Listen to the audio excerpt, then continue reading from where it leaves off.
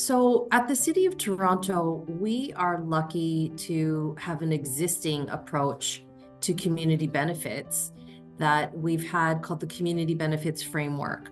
And we're able to pivot and adapt the Community Benefits Framework to be able to respond to the FIFA World Cup opportunity.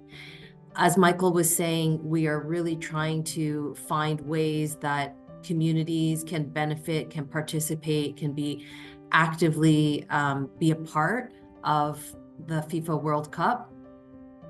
And at the city, the Community Benefits Framework really is about creating inclusive economic development when the city buys and builds.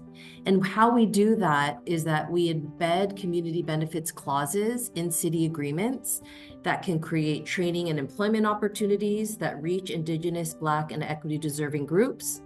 We can create business opportunities for local and diverse suppliers. And we can create equitable social and economic impact through these large-scale city projects, initiatives, and events. And some examples of the city's existing community benefits initiatives include the Social Procurement Program, the Rexdale Casino Woodbine Community Benefits Agreement, Housing Now initiative projects, transit expansion projects, the IMIT program, Toronto Community Housing Revitalization projects, and of course, what we're here to talk about is the FIFA World Cup. Through our own procurements, we're working to include workforce development plans for all of the large procurements. So working with our various contractors to make sure that there are opportunities for Indigenous, Black, and equity deserving youth, and training opportunities and apprenticeships as part of that. And then also looking at how do we promote the opportunities for diverse suppliers, either through our own procurements or as subcontracts on some of the larger jobs that we're doing. But outside of our own procurements, because although $380 million is a large number, only a portion of that is capital. And so it's a little different from a subway project or a housing project. And so we really wanted to make sure that we figure out how, for this sort of event, we can identify additional community benefits. And so one of the areas will be with our fan festival. So it's a totally different type of project, but a really important one.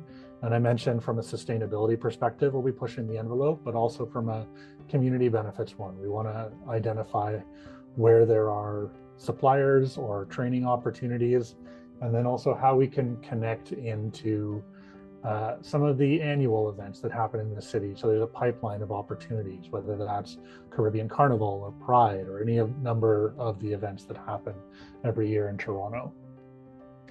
And then when we think about skills training and employment readiness, we know that there's other areas that are going to see a need for talent and staff throughout the period. And a big one is hospitality and tourism.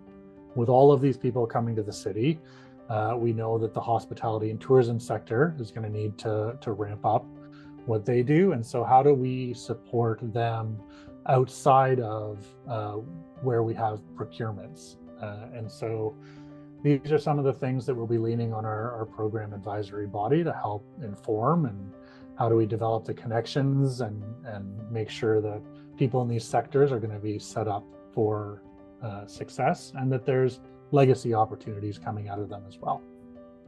And the community workforce development program is really about reaching youth from Indigenous, Black, and equity deserving communities before, during, and hopefully continuing after the FIFA World Cup to create skill development, training, and employment opportunities in sectors and through employers where we are looking forward to seeing a peak of activity, an increase of hiring, particularly around hospitality, tourism, large events, and festivals as examples. So when it comes to that community workforce development program, we really are focusing on paid employment, primarily with those community benefits employer champions. But there will be volunteer opportunities that are, very much a part of like a FIFA event. So for sure, the focus is on paid training, employment opportunities.